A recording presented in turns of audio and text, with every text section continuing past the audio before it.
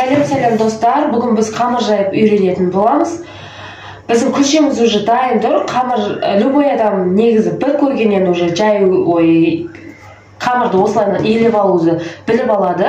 Например, бешбармақ істейтін болсаңыздар да, пирмен манты істейтін болсаңыздар да, яғни бір зуалаға бір жұмыртқа, екі зуалаға екі жұмыртқа, үш зуалаға үш жұмыртқа, и потом суды сразу бәрін құя салмай, кішкене ғана мөлшерден құйып, чтобы андай жаңағыдай қамырдың болды болмағанын біз олайынан анықтап білуге болады. Көбінесе біз қамырымыз слишком жұмсақ болып кетті, или қатты болып кеткен деген жағдайда, яғни ол қатты болып кету ол судың жетіспегендігінен. Бірақ бәрі иленіп шығады, бірақ қатты болып қалады ол судың жетіспегенінен. Өте жұмсақ болып кетуі ол судың кішкене артығынан болып кетуі. А средний ол значит ол нормально, өзің қарап, көз өлшемімен қарап отырасың. Және де көбісін волновать ететіні қамырды илеу оңай жаңа айтқандай, бірақ оны жаюды көбісі біле бермейді. Мен өзім келін болып түскеннен кейін, где-то бір 3 айдан кейін ба жайып үйрендім. Так, қазір енді біз көрсететін боламыз. Бірінші, дайын қамырымыздың астына и үстіне ұнымызды сеуіп, бірінші күлшелеп аламыз. Оны жақсылап күлшелеп алатын боламыз. Ол күлшелеудің себебі, ол дальнейшем жаңағыдай жаюымызға тез жайылуына, оңай жайылуына көмектеседі. Және домалақ болып түсуіне де көмегін тигізеді. Біздің қамырымызды күлшелеп алдық, енді бұдан да қатты күлшелеуге болады, үлкен қылып, бірақтан да осы жетеді.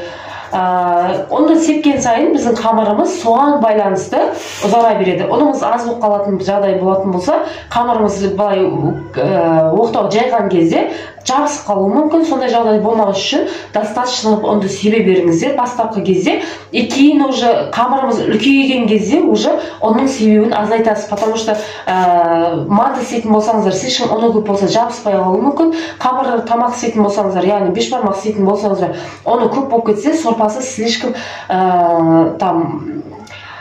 ұн татып кетуі мүмкін да. Қамыр сорпаларың слишком қою болып, жидкіс болып, қайнап, андай өзі ет қайнаған сорпа, оған ұнның несі қосылып, жаңағыдай көп ұнтақтары қосылып, біз желе сияқты сондайға айналатын болады.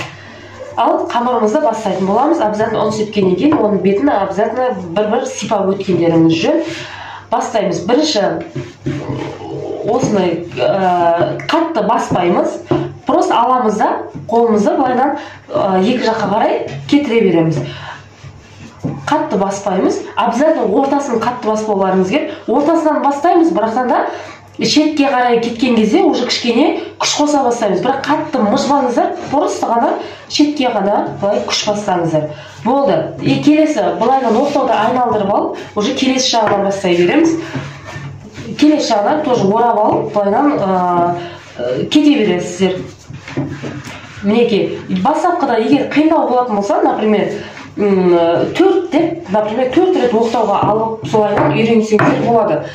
Например, 7 алдыңыздар, мысалы, орадыңыздар, ортасынан бастайсыздар, шетке қарай жөніне жүресіздер, ортасын вообще қатты баспаңыздар. Ортасы өте нежный болады, и потом ортасы жұмсақ жұқа болып, шеті қалың болып кетуі мүмкін. Сондықтан ортасын баспаймыз. Өйткені біз ортасынан бастап былай қарай созамыз ғой.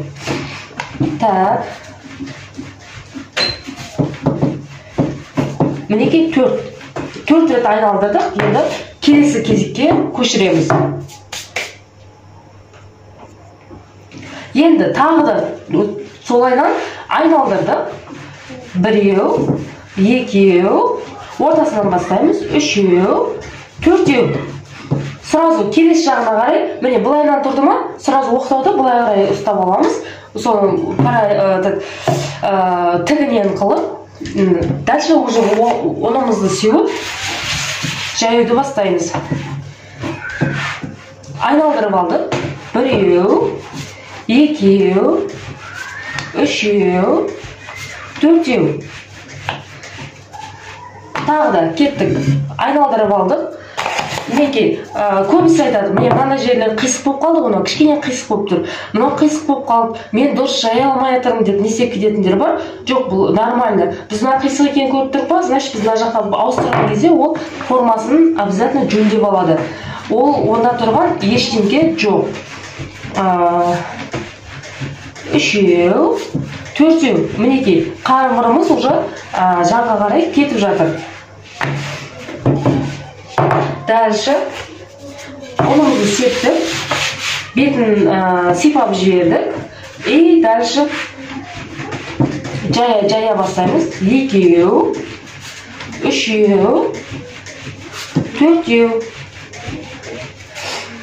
Главное, қатты езбесеңіздер болды. Қамырыңыз бір-біріне жабысқап, или ондай сұрақтар болмайтын болады. Біреу, екеу, үшеу, төртеу. Кеттік. Дальше айналдырып аламыз оқтауымызды. Егер де мінекей мына жері менде қисық болып тұр, егер бұл қисық болып тұрған жер болса, біз мына жерді айналдырған кезде былайынан түсу керек еді ғой. А мен оны былайынан қоямын. Өйткені қисық жерді жөндеу үшін. Тас көресіздер. Мінекей қисық жерді былай айналдырып қойдым.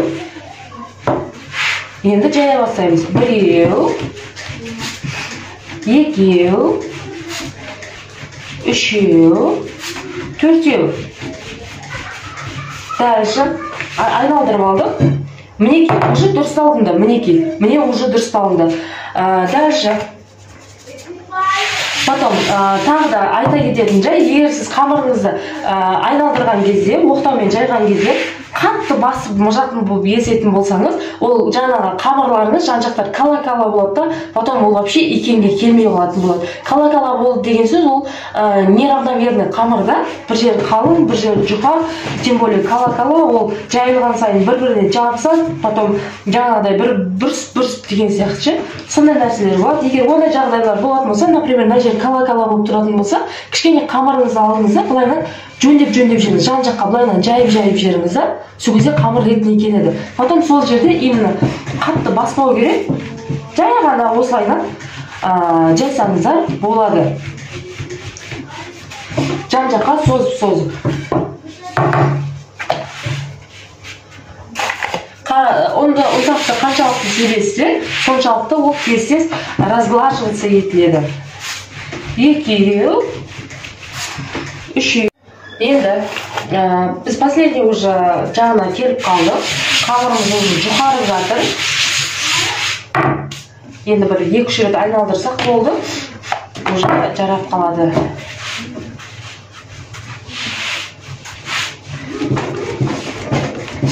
Уже қамырдың ортасын үлкейген кезде одан да қатты вообще басуға болмайды.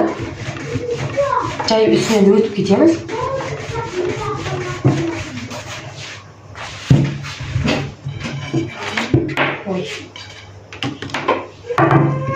Мінекей қамырдың жұқалығы мынандай, қазір көрсетейін мен сіздерге. Мінекей қамырдың жұқалығы мынандай. Міне қамырдың жұқалығы. Бұл бешбармақтың қамыры. Бешбармаққа сай келеді. Мен қазір бірақ пельмен істеп жатырмын. Тағы да бір кішкене айналдырып өтем. Бұл басқауыздақ істейміз.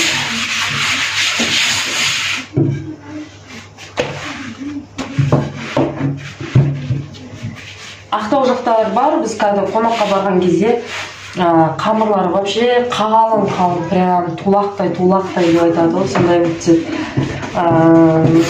Ал Қызылорда жақтың қамырлары жұқа прямо. И потом отқа ұзақ ұстай ма, білмедім. Мен өзім Қызылорданың қызым ғой, Қызылордаға барған кезде қамырды өзім істейінші деп, не істейін, бешбармақ істеген кезде.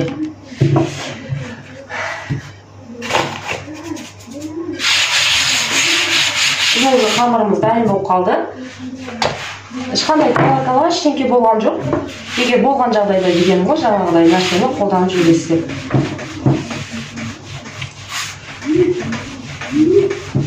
Мен мамам енем яғни айтып отыратын өзінің енесін қамырды не деген күшті жаяды. Екі қамырды қосақтап жаяды. Прямо атнеді жаңағы оқтауды ұрып тұрып жаяды. енді ондай қабілетіміз жоқ, әйтеуір бірақтан да білгенімізбен бөліскім келіп жатыр. Уже болды, қамырымыз дайын. Енді көрсете кетейін тағы нәрселер. Бізде былайдан орап аламыз, егер бізде 5 бармақ болатын болса.